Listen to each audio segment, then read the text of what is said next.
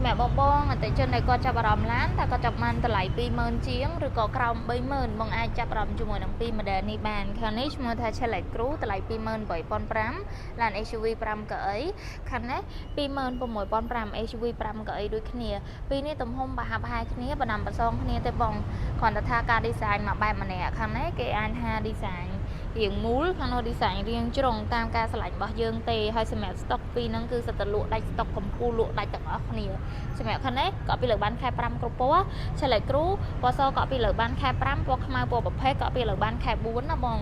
ហើយបើសិនជាបងចាប់អារម្មណ៍ហើយមិនមកសាកសួរព័ត៌មានសិនទៅសម្រាប់ឡានខាងយើងពេលច្រើនណាស់សារដាច់ stock មូលហេតុគឺដោយសារតែលក់ដាច់ពេកអញ្ចឹងបើសិនជាបងមានតម្រូវការហើយបងកុំចាំថាមកភ្លាមទិញភ្លាមបងសួរព័ត៌មានឲ្យហើយព័ត៌មានត្រូវអស់បងអាចធ្វើការកក់រងចាំបានបងសម្រាប់ពីរនេះតម្លៃខុសគ្នា2000អញ្ចឹងមើលនិយាយឲ្យខ្លីទៅវាមានចំណុចខុសគ្នាអញ្ចឹងសម្រាប់ Chevrolet Cruze បើសិនជាបងចង់បានមុខងារទំនើបច្រើនទៅលើប្រព័ន្ធសុវត្ថិភាពចេះចាប់ហ្វ្រាំងអូតូចេះរក្សាកន្លងផ្លូវចេះបើកបរតាមឡានខាងមុខនិងជាមួយនឹងមុខងារជំនួយនៅពេលដែលជិះចំពេលចរាចរណ៍កកស្ទះសម្រាប់ Chevrolet Taker វិញក៏សុវត្ថិភាពដែរប៉ុន្តែវាអត់ទាន់មានមុខងារចាប់ហ្វ្រាំងអូតូរក្សាកន្លងផ្លូវអីទាំងអស់ហ្នឹងទេប៉ុន្តែវាមានជាមួយនឹងប្រព័ន្ធហ្វ្រាំងជំនួយ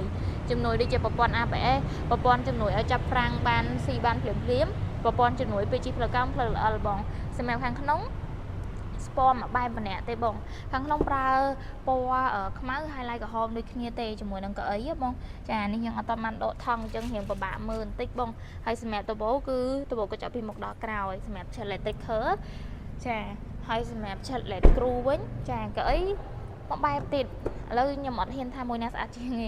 តាមការឆ្លាញ់របស់យើងទេបងមួយណាក៏បានដែរចាហើយតបោបើកដែរប៉ុន្តែ Chevrolet Cruze យើងបើកតែមួយកណាត់ខាងមុខ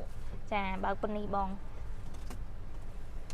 តែលើទំហំមិនសូវជាខុសគ្នាខ្លាំងប៉ុន្មានទេចាហាក់បែបគ្នា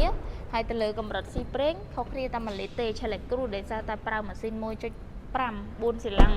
អញ្ចឹងវាស៊ី100គីឡូម៉ែត្រ6លីត្រទៅ6លីត្រកន្លះសម្រាប់ Chevrolet Taker ប្រើម៉ាស៊ីន 1.0 3ស៊ីឡង់អញ្ចឹង100គីឡូម៉ែត្រ5លីត្រទៅ5លីត្រកន្លះប៉ុន្តែបើសួរទៅថាមួយណាល្អជាងតាមពិតទៅមួយយ៉ាងម្នាក់ទេព្រោះអីយើងប្រើលក្ខណៈគ្រួសារ5កៅអីប៉ុណ្នេះមកអែមហើយមិនថាប្រើក្នុងក្រុងឬក៏ចូលខេត្តទេទៅបានដូចគ្នាឡានទាំងពីរនេះសិតតែមានលេខដៃនិងលេខអូតូមានទាំងពីរចង់ប្រើលេខដៃក៏បានលេខអូតូក៏បានដែរបងអញ្ចឹងនេះត្រួសសិនសម្រាប់បងប្អូនដែលពិចារណា20000ជាងអាចមើលពី model ហ្នឹងបានតាមបេះដូងបងទៅបងឆ្លាញ់តួឡានបែបណារៀងមួយណាយកមួយហ្នឹងទៅបង